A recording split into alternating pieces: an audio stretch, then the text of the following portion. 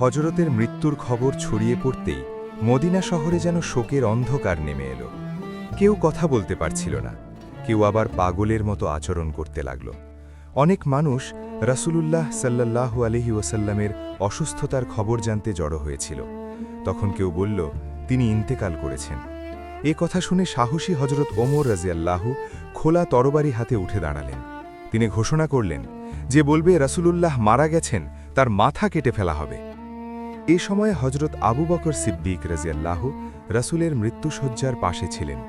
পরে তিনি শান্ত ও গম্ভীরভাবে মানুষের সামনে দাঁড়িয়ে বললেন, যারা মুহাম্মদ সাল্লাল্লাহু আলাইহি ওয়াসাল্লামকে উপাসনা করত তারা জেনে রাখুক তিনি মারা গেছেন, আর যারা আল্লাহ এর ইবাদত করে তারা জানুক আল্লাহ চিরঞ্জীব, অমর। তিনি কুরআনের আয়াত স্মরণ করিয়ে দিলেন, মুহাম্মদ সাল্লাল্লাহু আলাইহি ওয়াসাল্লাম একজন রসূল মাত্র, তার আগে অনেক রসূলই দুনিয়া থেকে চলে গেছেন।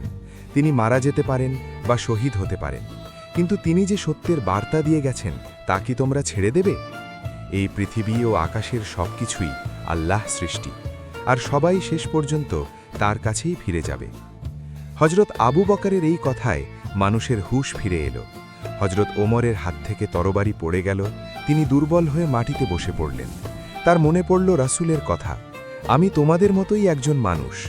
আবার কুরআনের আয়াতও মনে পড়ল, মুহাম্মদ তোমারও মৃত্যু আছে, তাদেরও মৃত্যু আছে।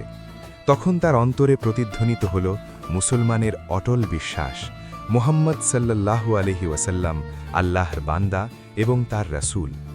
এই কঠিন সময়ে হজরত আবু বকর রাজিয়াল্লাহু স্পষ্ট করে দিলেন, রাসূল আমাদের অত্যন্ত প্রিয় হলেও তিনি মানুষ, আমাদের মতোই দুঃখ কষ্ট ও জীবন মৃত্যুর অধীন। এই সত্যটাই তিনি শোকাহত মুসলমানদের বুঝিয়ে দিলেন।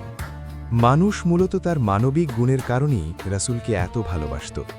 তিনি মক্কার শ্রেষ্ঠ বংশে জন্মেছিলেন, কিন্তু বংশগৌরব কখনো তার মনে অহংকার সৃষ্টি করেনি। তিনি জন্ম থেকেই অনেক দুঃখ কষ্টের মধ্য দিয়ে বড় হয়েছিলেন। এই দুঃখ তার সুন্দর চেহারা ও মধুর চরিত্রের সঙ্গে মিলিয়ে তাকে সবার প্রিয় করে তুলেছিল। ছোটবেলা থেকেই তিনি ছিলেন আল আমিন, বিশ্বস্ত, সত্যবাদী ও মধুরভাষী। তার বুদ্ধি, বিচার বুদ্ধি ও শক্তিশালী ব্যক্তিত্ব দেখে মানুষ বিস্মিত হতো। এসব গুণই বিবি খাদিজাকে তার প্রতি আকৃষ্ট করেছিল। রাসূলুল্লাহ সাল্লাল্লাহু আলাইহি ওয়াসাল্লাম ছিলেন অত্যন্ত সুদর্শন। মক্কা থেকে মদিনায় হিজরতের পথে তিনি এক অতিথিপরায়ণ দম্পতির ঘরে আশ্রয় নিয়েছিলেন। তখন গৃহস্বামী আবু মাবদ বাইরে ছিলেন। তার স্ত্রী উম্মে মাবদ রাসূলকে ছাগলের দুধ পান করান।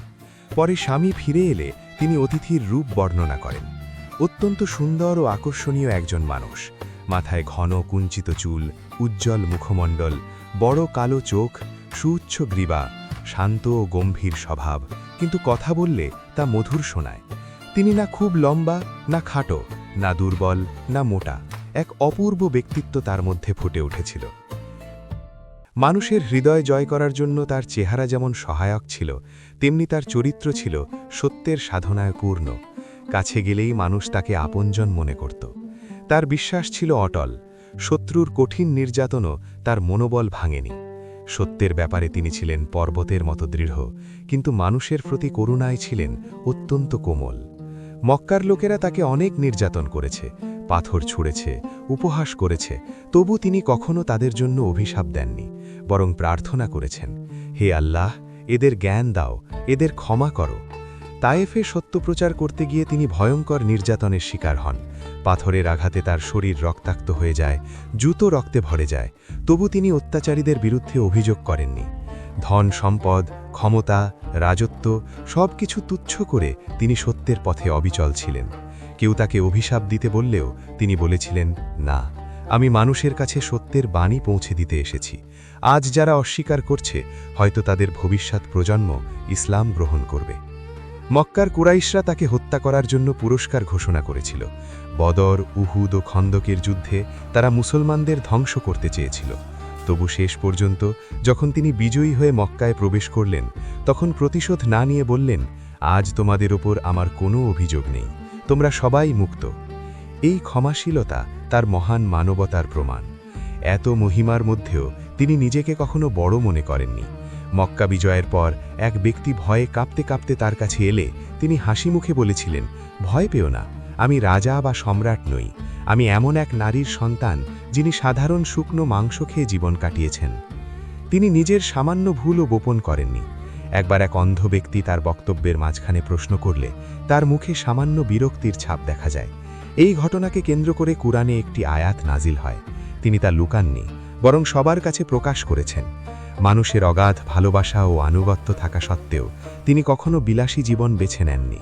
শত শত মানুষ তার জন্য ধন সম্পদ জোগাতে প্রস্তুত ছিল, কিন্তু তিনি সাধারণ মানুষের মতোই জীবন কাটিয়েছেন। সত্যের পথে তিনি কষ্ট সহ্য করেছেন, দুঃখে সুখে আল্লাহ ওপর ভরসা করেছেন। তিনি দেশের রাজা হয়েও স্বেচ্ছায় দারিদ্র্য বেছে নিয়েছিলেন। অনেক সময় তার ঘরে খাবারও ছিল না, রাতের প্রদীপ জ্বালানোর তেলও ছিল না। এভাবেই অত্যন্ত সাধারণ জীবনে মহানবী সাল্লাল্লাহু আলাইহি ওয়াসাল্লাম এই পৃথিবী ছেড়ে চলে গেলেন। তার ইন্তেকালে বিবি আয়েশা রাজিয়াল্লাহু গভীর শোকে বিলাপ করলেন। যিনি মানুষের কল্যাণের জন্য রাত জেগে কাটিয়েছেন, যিনি নিজের সব কিছু মানবতার জন্য বিলিয়ে দিয়েছেন, যিনি শত্রুর আঘাত ও হাসি মুখে সহ্য করেছেন, সেই দয়ার নবী আজ চলে গেলেন। যার দাঁত ভেঙে গিয়েছিল, কপাল রক্তাক্ত হয়েছিল, তবু তিনি শত্রুকেও ক্ষমা করেছিলেন। তিনি আজ জীবন নদীর ওপারে পাড়ি দিলেন। এই শোক শুধু আয়েশার নয়, সমগ্র মানব জাতির। কারণ শুধু ধর্মীয় সাধনায় নয়, মানুষের সঙ্গে আচরণে হজরত মুহাম্মদ সাল্লাল্লাহু আলাইহি ওয়াসাল্লাম ছিলেন ইতিহাসের এক অসাধারণ চরিত্র। ত্যাগ, প্রেম, দয়া, ক্ষমা, ধৈর্য, সাহস ও উদারতা, এত গুণের সমাবেশ পৃথিবীতে খুব বিরল। তাই তিনি মানুষের একজন হয়েও অনন্য, আমাদের আপনজন হয়েও অনুকরণীয় ও শ্রদ্ধেয়।